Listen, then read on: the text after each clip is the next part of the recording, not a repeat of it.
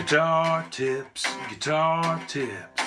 just the tips, just for you, guitar tips. Hey,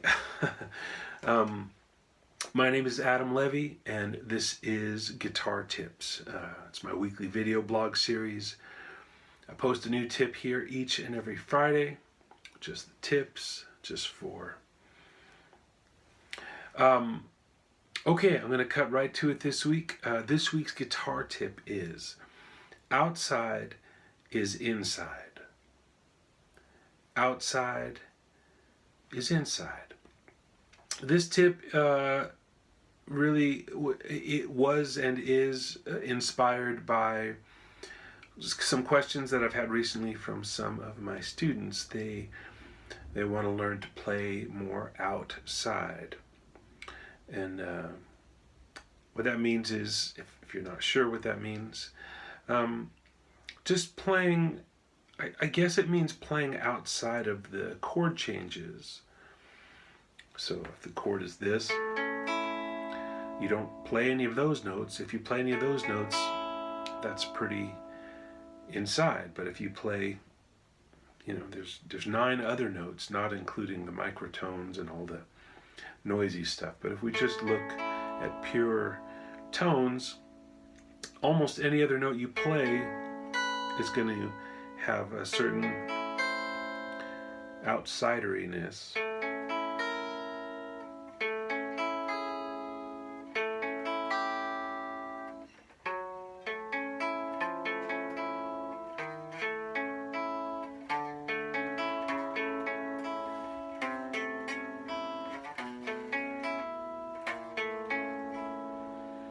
You get the idea.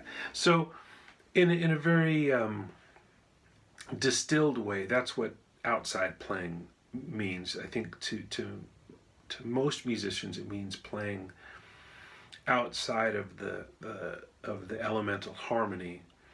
But it also means, at least to me, means playing outside of expectations. So I just want to talk about some ways to do that.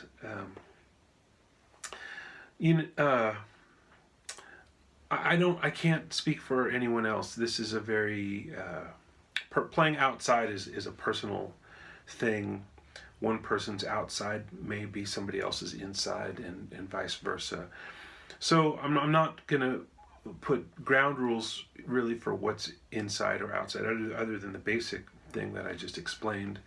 But I just want to tell you how I play outside. Not that I do very often, but sometimes I do. And really the secret or trick or whatever for me is that I'm always inside something else. When I play outside, it doesn't, at least the way I think of it, it's not purely chaos. It's more of a controlled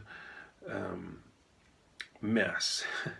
And I'm usually inside something that's not the thing that's happening. So for example, if we had this chord, if the band was just playing this chord, I could play inside some other chord. I'm going to play, I'm going to play inside B minor. 3, 4.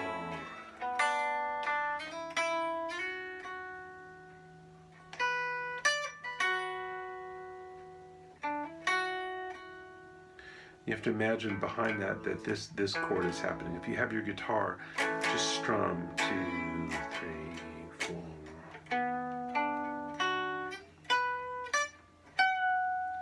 So that's not terribly outside because, well, B is kind of a pretty note against A.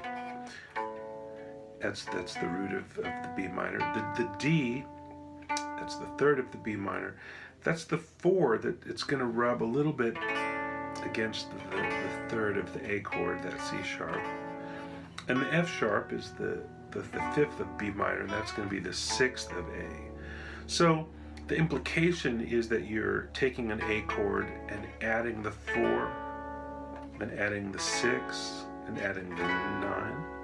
So that's not terribly outside, but it's also not terribly inside. We're not playing any of the notes of A major. Now what if I take that and I play inside B flat, and do strum along, 2, 3, 4.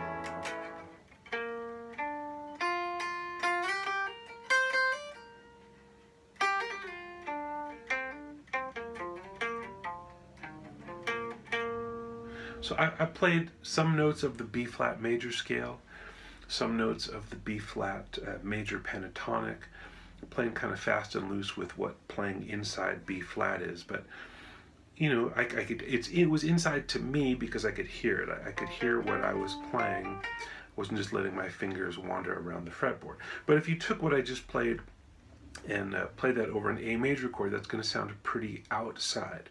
So I could go on, but I think you get the idea that you know, you could.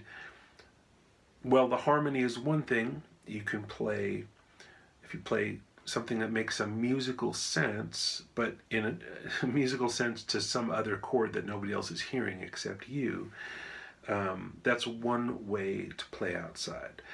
And you don't necessarily just have to substitute one chord for one chord. You could think of a sequence of chords. Well, somebody's just playing A, I might think of C minor, I'm just making this up, C minor, F sharp major, and B flat major. So C minor, F sharp major, and B flat major.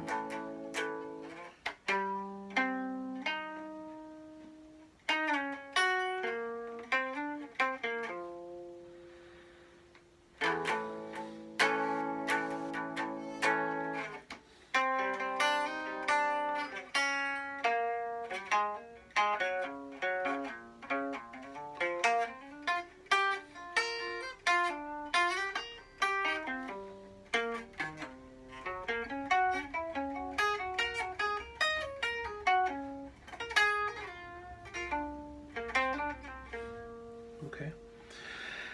I don't know. It sounded inside to me because I'm not hearing the A chord. I don't have a looper pedal. You probably do.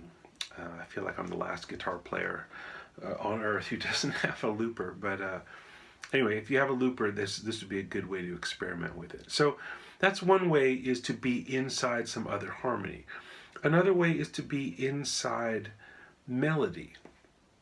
So these are the basic elements of music: harmony, melody, and rhythm. So we talked about harmony. Melody, if you play a melodic phrase, you know, let's see,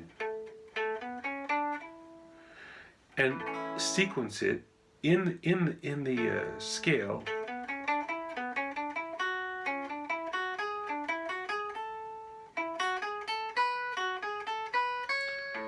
okay, but that's not very outside. But you could take that same kind of melodic fragment and move it around so that it doesn't stay in the scale. 2, 3, 4.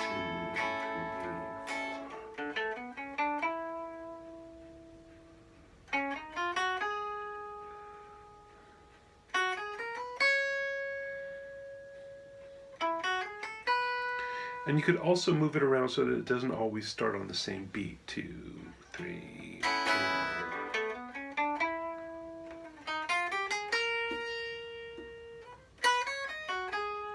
I'm kind of playing with it a little bit here.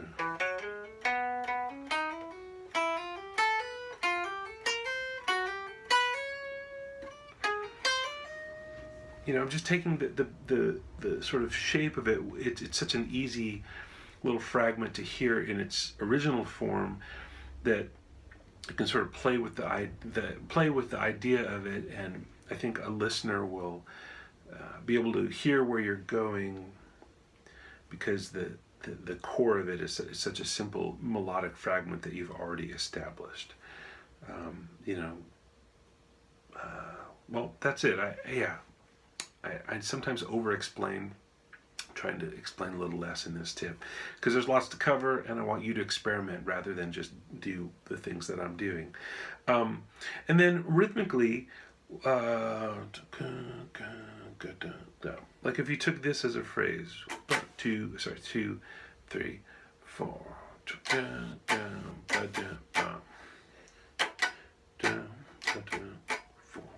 1. So that's that. So you can play anything on that. 1, 2, 3, 4.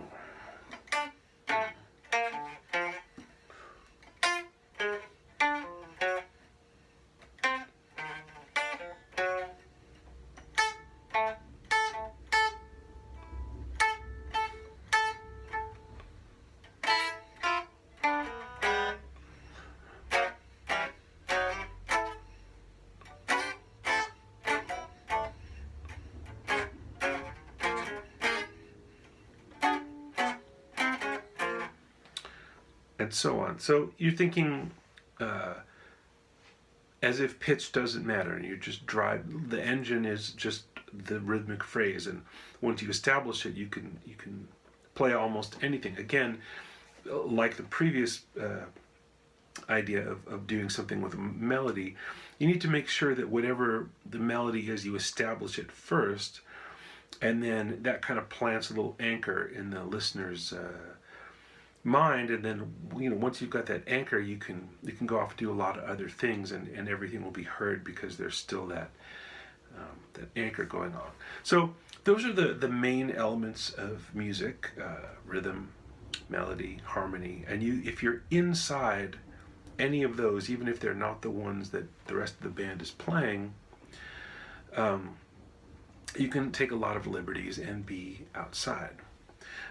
One other thing, since we're guitar players here on the Guitar Tips, there's also a way of being inside a shape, and a shape that sounds major on one set of strings isn't going to necessarily sound major on the other set. So you could just take a physical little shape and move that around, and so you're inside for your hands. Your hand is telling you, oh, this is inside. It's samey, but of course, because of the tuning of the guitar and the layout of the fretboard, things won't sound inside necessarily. So 1, 2, 3,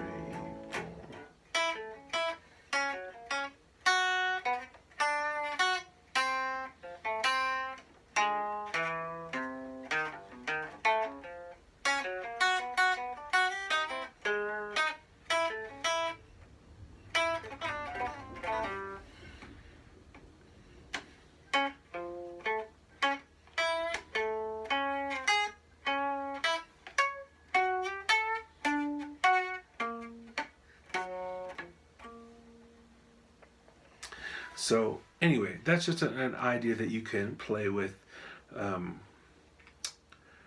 Outside is inside. My hope is that as you do this more, as you experiment more, you will really learn to hear the things that you want to play, and you'll be able to play the things that you want to hear. All of these are kind of moves, or not moves even, just games to get outside of expectations while staying inside some version of a comfort zone. And so that's really two sets of ears. That's your ears and the listener's ears. But I think the big goal is to have a third set of ears where you can hear the whole thing. You can hear the expectation. You can hear what you're doing that's outside the expectation, but you can hear the beauty of the whole thing. It's like having two different radio stations on at the same time, and really learning to hear everything that's going on. That's the big idea this week. Thanks to Martin Guitar Strings. This is an electric guitar, as you may have noticed, although it's not plugged in at the moment. I don't put acoustic guitar strings on my electric guitars. You might try that. It might be the greatest thing that's ever happened. But when I do play acoustic guitar, I always use Martin Guitar Strings. I use the Retro Series MM12 with the gauges are with a 12 on top and a 54 on the bottom. And I love them. They're great strings, and I would recommend that you try them. Okay, that's this week's guitar tip. Outside is inside. Um, Happy holidays. For Guitar Tips, I'm Adam Levy. Stay tuned and take good care.